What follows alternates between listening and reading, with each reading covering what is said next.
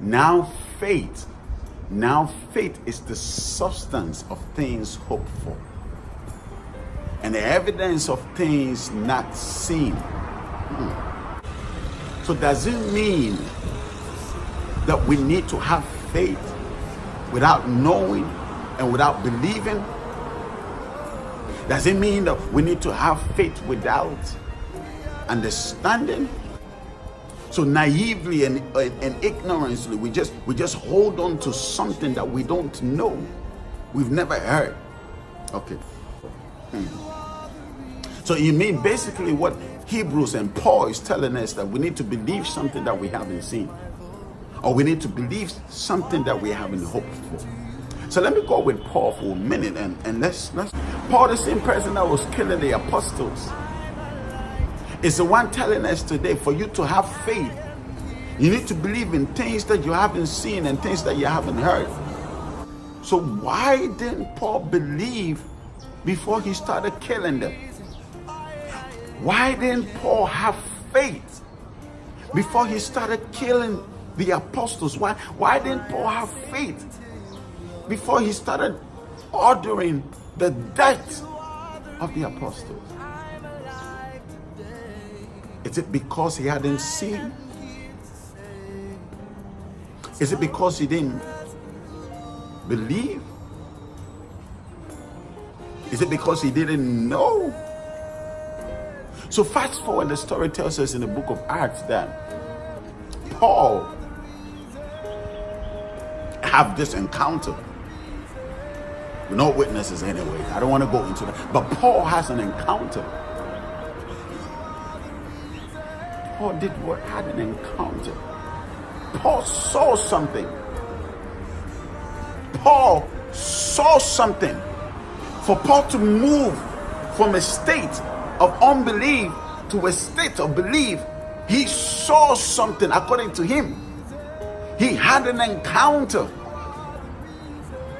Meaning, without Paul's encounter, because when Paul was killing, the knowledge of Jesus Christ was there, right? The knowledge of what the apostles was preaching was there. But Paul still didn't believe. So the only thing that gave Paul belief was the encounter that Paul had. That's what made him believe. Paul didn't believe because he just believed. He just had faith. He just held on to faith. Paul believed because he had an encounter, according to him.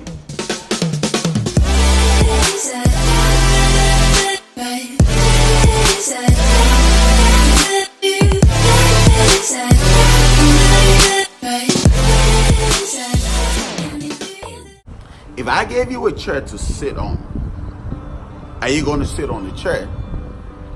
Yes, right? You're going to sit on the chair. Why are you going to sit on the chair? You're going to sit on the chair because you have seen a chair to sit on. That is why you would go and sit on a chair. Now, if you come to my office and I tell you sit down and there's no chair around, and I ask you to sit down, are you going to sit? Are you going to tell me you have faith for the chair to appear so you're going to sit? That is not faith, that is stupidity. That's not faith, that's stupidity. If you're going to sit in the air thinking, okay, I haven't seen it, I don't have any evidence, there's no hope, but I'm going to hope and I'm going to have things not seen but believe. So I'm going to not see it but believe that the chair is going to appear. No, you're not going to do it. The reason why you're going to sit down is because you see a chair. Now the question is whether the chair is going to hold you or not. This is where faith comes in. Faith comes in because you've seen the thing. You have no idea whether the chair is going to hold you or not. But you go sit on it anyways, because when I told you to sit down on the chair, you saw the chair and you sat on the chair without knowing whether the chair was going to hold you or not. That is faith.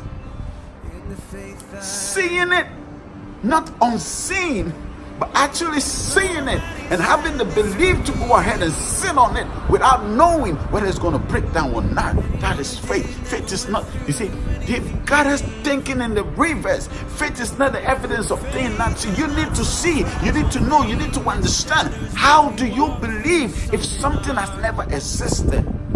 I just tell you, a man existed that could count the air. If I just tell you, my grandfather could count the air, are you going to believe it because I'm saying it? No, you're not going to believe it. Why? Because there's no evidence of it. Moses commits a crime because he's defending a Jew, so now runs for his life. How is Moses going to ever believe? Because now the only people that could tell him about the faith were somewhere, and he had fled to the wilderness. So the Most High had to reveal himself to Moses. He says, Moses, this is me. I am your father. Me, I am. And I want to show you things. And for Moses to believe, Moses have to have an encounter.